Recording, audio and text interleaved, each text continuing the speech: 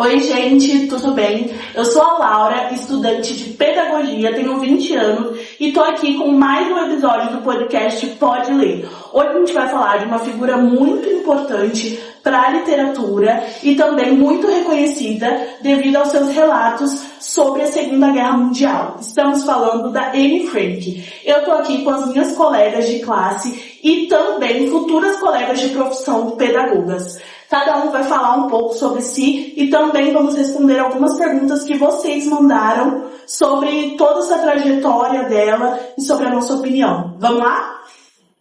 Eu sou a Liane, tenho 27 anos, atualmente faço pedagogia, como a Laura comentou, e eu estou no primeiro semestre. Meu nome é Vitória, eu tenho 21 anos, faço pedagogia e estou no meu primeiro semestre.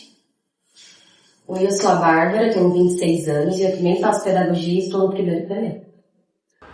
Bom, começando a introduzir um pouco sobre a perspectiva de vida dela, tudo que ela viveu dentro do anexo, eu queria que vocês falassem um pouco ou desenvolvessem um pouco qual o sentimento que vocês notaram dentro do livro, do que ela vinha escrevendo no diário. O que vocês acham que ela jovem sentiu vivendo aquele momento tão tenso, junto com a família, não podendo se expressar?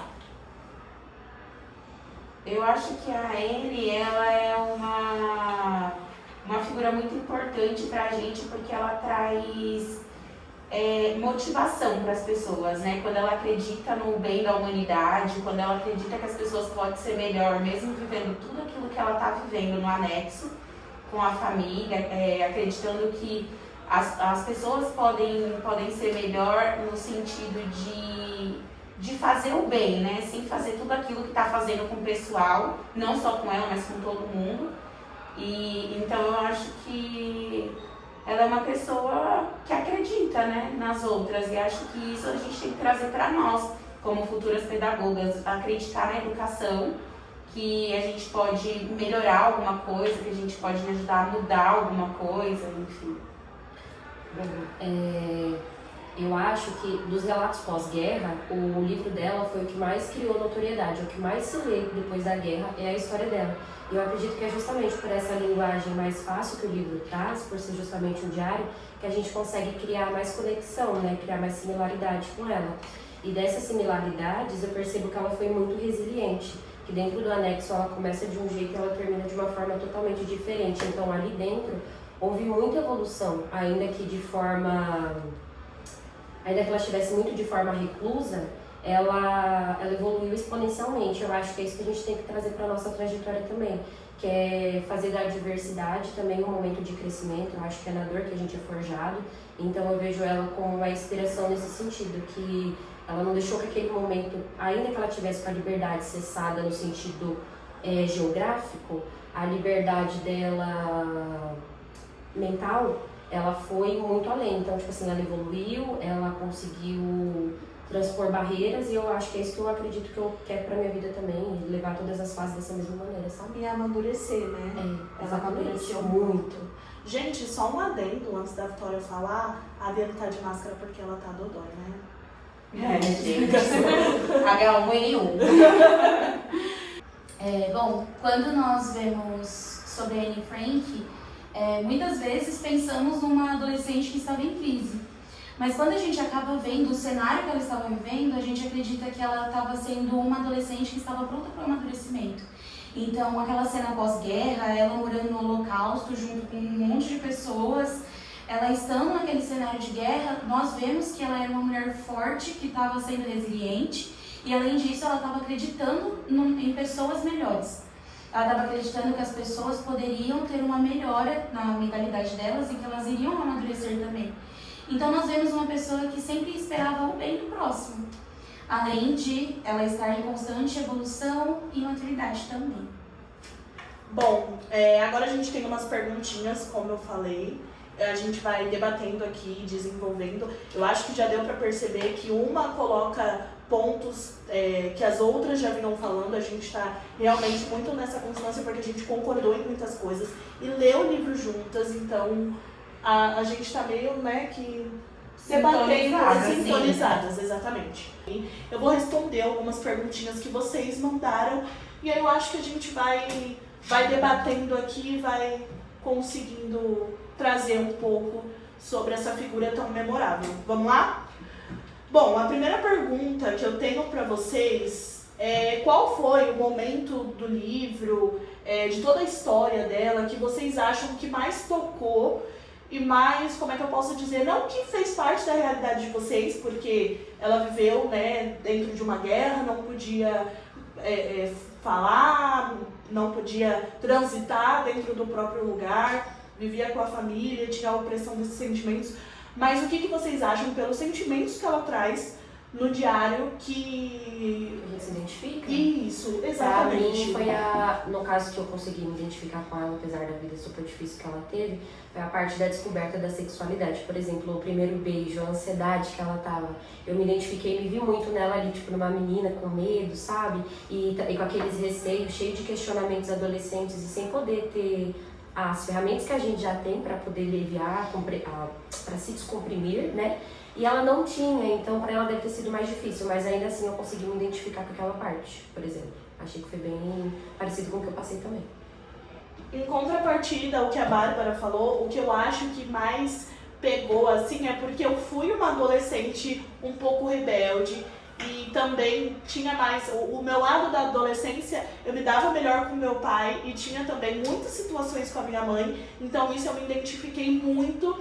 E sobre a angústia que ela sentiu. Eu sentia também muita angústia de não poder falar, porque eu tinha uma autoridade dentro de casa, então eu respeitava minha mãe, mas eu sempre fui muito expressiva. Então era aquele negócio que eu lendo, eu tive esse sentimento dela e retornei às minhas memórias de estar reprimida dentro da minha própria casa, sentir tudo, mas não poder falar um terço. Incompreendida, né? Exatamente. Eu tenho um pouco disso que a Laura falou, porque dentro da minha casa eu tinha também essa questão da opressão por parte da minha figura paterna, né? Então, meu pai, ele oprimia a família inteira.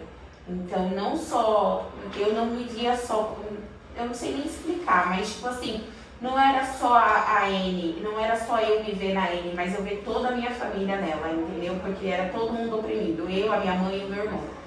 E acho que tem uma parte que mostra bastante isso, que é quando tem o toque das sirenes o tempo inteiro e eles não conseguem dormir lá dentro do anexo. E aí eu me lembro de quando meu pai chegava em casa e a gente meio que se escondia dele, porque ele era uma presença muito ruim naquele momento. Então a gente fingia que estava dormindo, para ele não ver a gente, na verdade para ele não chamar a gente, para poder fazer a gente meio que de empregado. Então eu acho que tem coisas na história dela que traz muito pra minha infância, mais pra minha infância, né? Porque a minha adolescência eu não vivi com ele, mas acho que não é me volta, né? Mas tipo, assim, me leva pro passado. Uhum. Me leva pro passado. Sim. Então, essas foram as principais partes, mas essa assim da sirene foi o que mais me lembrou. Pra mim era a mesma coisa, tipo, do meu pai descendo as escadas, eu ouvi os passos dele e me esconder. Da mesma forma que ela se escondia, por exemplo, lá, deitando junto com o pai dela. Eu ia deitar com a minha mãe pra ver se, de repente, eu conseguia me esconder de alguma forma. Tanto eu quanto meu irmão, né? Desculpa. É só dando uma adendo. Eu acho que isso que trouxe também muita visibilidade pro livro dela, porque muitas pessoas se identificaram. Não necessariamente só no Holocausto. Eu acho que é muito importante porque ela documentou tudo que ela passou perante a Segunda Guerra Mundial, mas eu acho que é isso também, de se identificar, de não se sentir segura, de ter esse sentimento de rebeldia, mas na verdade ela era uma revolucionária e meio que não era entendida e não tinha espaço para crescer. É porque a guerra, né? A guerra a gente vive todo dia, né? Dentro da gente a gente vive uma guerra todos os dias. Sim. A diferença é que a guerra dela era com armas e que matava. A nossa guerra interna, às vezes ela causa uma depressão, uma morte também. Mas aí é de um indivíduo. E lá eram vários indivíduos, né? Pessoas tirando a vida das outras. E às vezes a gente mesmo tira a nossa. porque a gente não compreende o que está passando. Eu acredito que uma história acaba se interligando com a outra, né? Por mais que somos pessoas diferentes umas das outras, mas as histórias acabam se interligando. Acredito que eu tive uma adolescência também parecida com a Daiane em relação às descobertas, que nem a Bárbara falou. Em relação ao primeiro amor, em relação ao primeiro beijo, em relação àquela euforia dentro de si, das descobertas. Mas ao mesmo tempo também vivi guerras internas que acabaram me trazendo relações divergentes com a da minha família. Então, em relação com a minha mãe sempre teve um posicionamento que envolvia o narcisismo. E é algo que até hoje gera muitos debates dentro da minha casa. Então, mas ela continua sendo uma pessoa maravilhosa, tá tudo ok. Só que quando ela deixa com que esse sentimento, esse jeito narcisista se transcende, ela acaba se transformando em uma pessoa na qual ela não é. Então eu acabei crescendo com medos e inseguranças por não querer contar as coisas pra ela. E eu e meus irmãos acabamos também escondendo por causa de medos internos, de insegurança sobre a reação dela. Pelo fato de não termos crescido também com os nossos pais casados, né? Que meus pais se separaram quando eu tinha 4 anos. Então chega a ser algo um pouco complexo em relação à minha relação também com os meus irmãos. Por isso não éramos melhores amigos. Então escondíamos também coisas uns dos outros com medo de ser uma relação de um passar para a mãe o que o outro fazia. Então a gente acabava, além de se esconder para nossa mãe, ao mesmo tempo que queríamos ser amigos uns dos outros para se ajudar, para ser um apoio, acabávamos não sendo, porque não sabíamos disso. Hoje em dia, já adultos, a gente já consegue ser bem melhor, até mesmo a nossa relação com a nossa mãe melhorou, mas é algo que sempre evolui, né? Mas eu acho que isso também entra a relação da Margot com a Anne. Não se davam bem, não viraram melhores amigas, mas aprenderam a conviver e achar semelhanças por conta do caos. Eu acho que isso entra muito também em muitas vivências e transformações. Eu vou deixar a última pergunta porque eu vou querer um bate-bola jogo rápido. Então, vocês vão desenvolvendo aí na cabeça de vocês que eu vou deixar um suspense aqui. Bom, e antes de ter o bate-bola, como eu acabei de comentar aqui com as meninas, que vai ficar no suspense, eu vou fazer mais uma pergunta e meia, porque uma correlaciona a outra e vamos ver aqui o que a gente desenvolve. E obrigada também, viu, gente, por ter mandado as perguntas. Achei perguntas muito interessantes, tudo bem, né, que a edição separou aqui quais a gente deveria responder, mas perguntas bem legais. Vamos lá. Vamos ver esse bate-bola aí, né, o que espera a gente, não sei não. Se você pudesse destacar apenas um trecho, uma frase ou uma página, não precisa exatamente falar, né, o que a Anne fala, até porque a gente não lembra de tudo que a gente lê, mas algo específico que aconteceu que impactaram com vocês e por que impactaram em vocês esse trecho? Eu tenho certeza. O trecho que mais me impactou foi quando, na organização das malas, todo mundo tava pegando coisas fúteis, assim, né? Roupa, pertences, banais. Ela tava preocupada com recordações. Eu acho que isso foi o que mais impactou, porque no momento de guerra, quem é que vai pensar em recordação, né? A pessoa vai pensar no que ela pode guardar. Sobrevivência. No sentido de roupa, comida, sei lá, qualquer coisa do tipo. E ela não, né? Então isso foi muito bacana. Sim. Bom, eu volto naquela da nossa primeira pergunta, que ela fala sobre, apesar de tudo, eu ainda creio na bondade humana.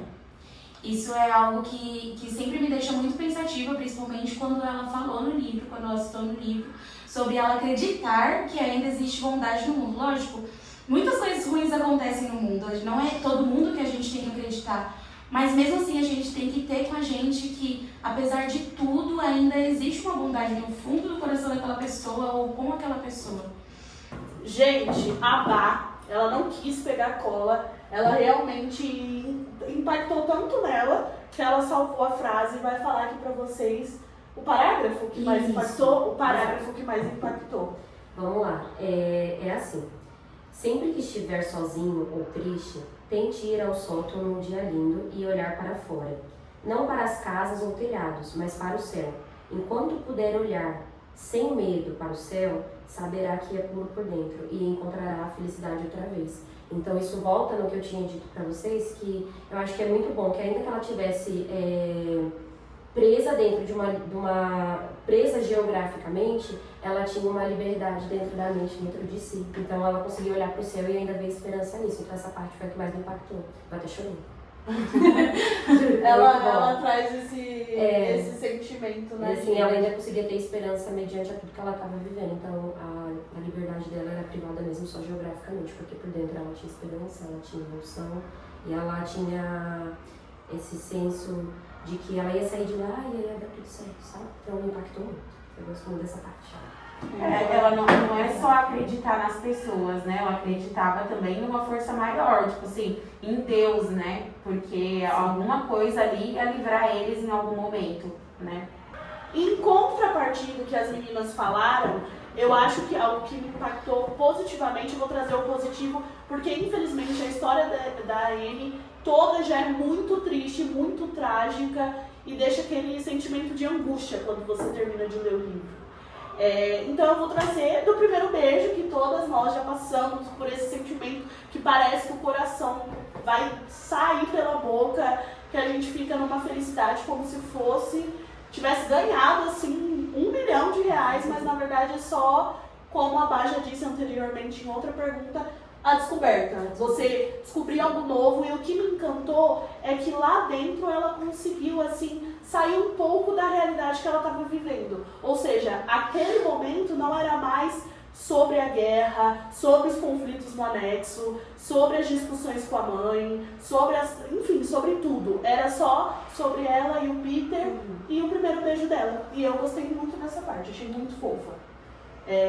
Enfim, como eu disse, essa pergunta que eu fiz para vocês tem uma relação ali com outra. Então eu acredito que seja não uma pergunta e meia, mas uma que, né? Isso que você trouxe no primeiro beijo dela, acho que foi até um escape, né, de tudo que ela estava vivendo. Exatamente. Sim. Falamos, enfim, de palavras e sobre os sentimentos e o que a gente conseguiu desenvolver através da leitura. Mas se vocês tivessem um diário, o que vocês acham, qual é o sentimento que vocês acham que vocês trariam na época da idade, assim, da Anne, né? Enfim, quais momentos vocês marcariam? Momentos importantes que vocês gostariam que fossem lembrados e que se alguém lesse no futuro, pensasse que a pessoa sabe sobre você mesmo sem saber.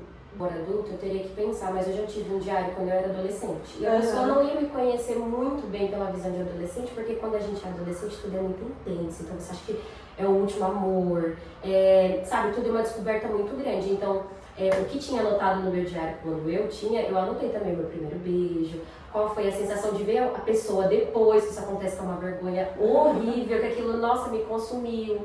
Eu coloquei sobre o meu primeiro emprego, acho que isso foi uma parte mais sólida, né, e não tão lúdica da adolescência, então foi algo bem legal, mas agora enquanto adulta acho que eu teria que pensar, mas no meu diário que eu já tive, eu acho que era isso que vocês iam encontrar, sentimentos exagerados, sabe, de euforia, de supra-sumo, assim, tudo era muito intenso, sabe, e eu me achava imortal, claro.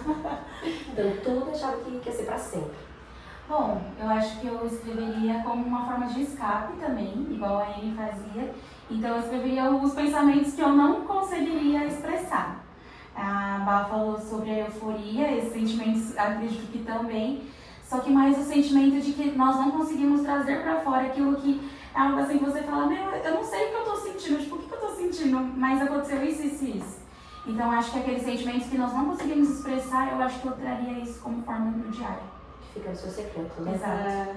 Exatamente. Eu acho que eu teria um grande problema para fazer um diário, tanto agora quanto na minha infância, porque como eu disse, graças a Deus eu sempre tive uma conexão muito boa com a minha mãe, então eu podia e posso contar tudo e qualquer coisa para ela.